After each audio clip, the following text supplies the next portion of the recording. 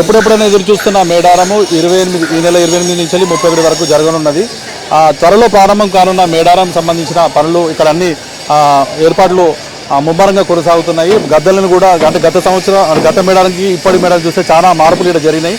గద్దెలు కూడా మార్చారు. గతంలో పగిడితరాజు, తర్వాత జంపన్న, తర్వాత సారలమ్మ, సమ్మక్క అంటే వేరువేరుగా ఉండేది. అవన్నీ వరుస కార్యక్రమంలో ఇక్కడ ఏర్పాటు చేశారు. అంటే ఇంకా చుట్టుపక్కల కూడా చూపాలన్న వీటిని కూడా ఏర్పాటు చేస్తున్నారు. అయితే మొత్తానికి చూసుకుంటే మాత్రం ఇక్కడ గద మేడారంతో ఇప్పటి చూసుకుంటే మాత్రం చాలా అంటే వెడల్పుగా ఈ గద్దెను నిర్మించారు. భక్తులకు సౌకర్యం అంటే కంఫర్ట్గా ఉండే విధంగా ఇక్కడ అన్ని ఏర్పాట్లు చేశారు. ఇంకా ప్రస్తుతం ఇక్కడ పనులు కొనసాగుతున్నాయి. మనతో పాటు ప్రధాన పూజారి సమ్మక్క సారలమ్మకు సంబంధించిన ప్రధాన పూజారి అరుణ్ గారు ఉన్నారు. తనని అడిగి తెలుసుకుందాము.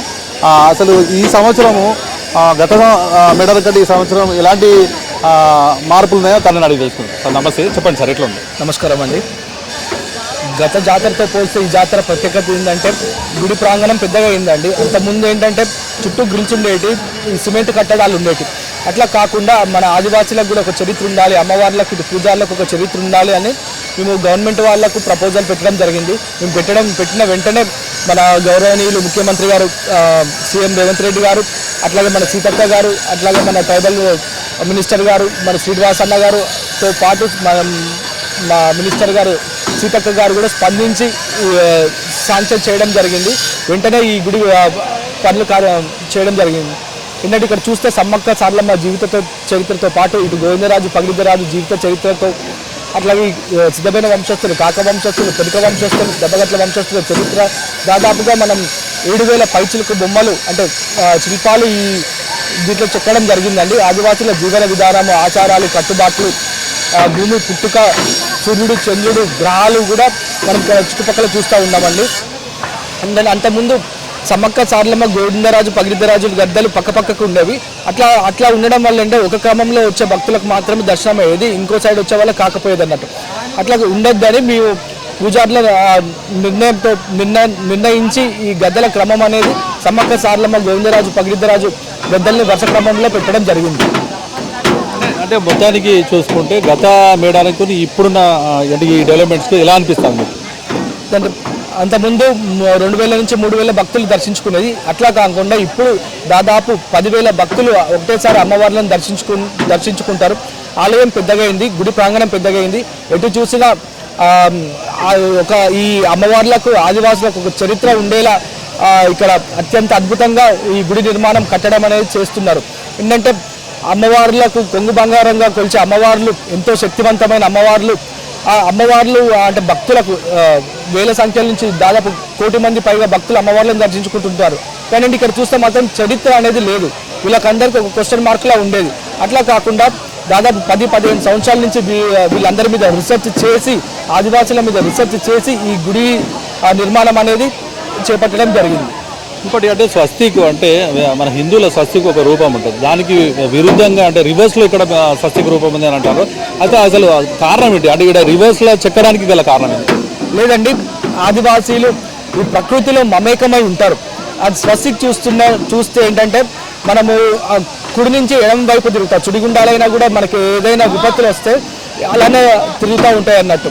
దాన్ని ఆధారంగా తీసుకొని మనం ఇక్కడ శిల్పాలు చెక్కడం జరిగింది. దాంతోపాటు శంకు చక్రం అనేది ఉన్నది. అదేంటంటే అది శంకు చక్రాలు, మీరు శంకు చక్రాలు అంటారు, మేము మనకు ఇసుకలో దొరికేటి అంటే వాగులలో వంకలలో దొరుకుతాయి లొట్టగువ్వలు, కాపిసుకలు అంటాము.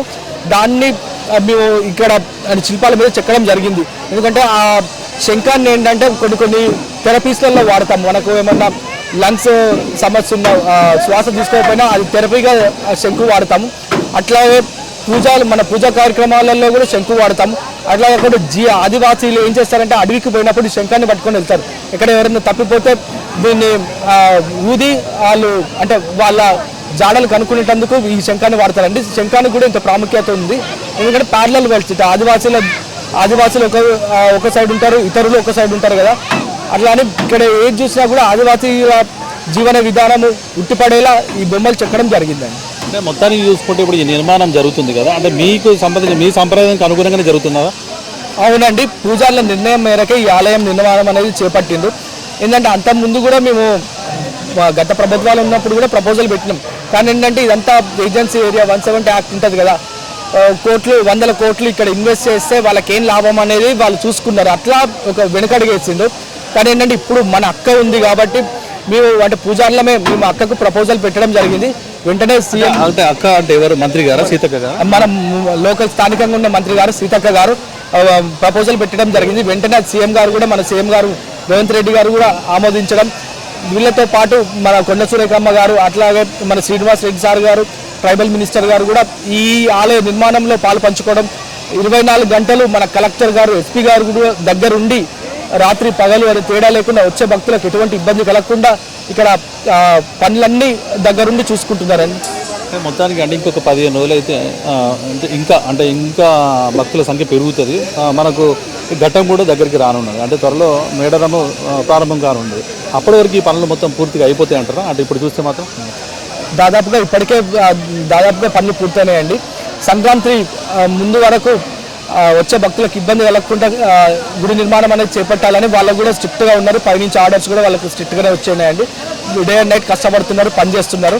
వచ్చే భక్తులకు ఎటువంటి ఇబ్బంది కలగకుండా ఇటు పూజలైనా కూడా, ఇటు గవర్నమెంట్ వారైనా కూడా, ఇక్కడ అధికారులైనా కూడా భక్తులకు ఇబ్బంది కలగకుండా చూడాలని అందరూ భావిస్తున్నారండి. మొత్తానికి మీరు వచ్చే భక్తులకు ఏం చెప్పాలనుకుంటారు ఈసారి? అత్యంత అద్భుతంగా ఈ గుడి నిర్మాణం అనేది చేపడుతున్నారు. ఆదివాసుల జీవన విధానము, అమ్మవార్ల జీవన విధానము, పూజా కార్యక్రమాలు, ఆదివాసీలు ఎట్లా ఎట్లా జీవన విధానము ఏం చేసిండ్రు, ఎట్లా తిన్నారు, ఎట్లా నాటు వైద్యం ఎట్లా చేసిండు అనేది ఈ ఆలయంలో మనం చూడొచ్చండి. వచ్చే భక్తులకు చిన్న పొరపాట్లు ఉంటాయి, లోటుపాట్లు అనేది ఉంటాయి.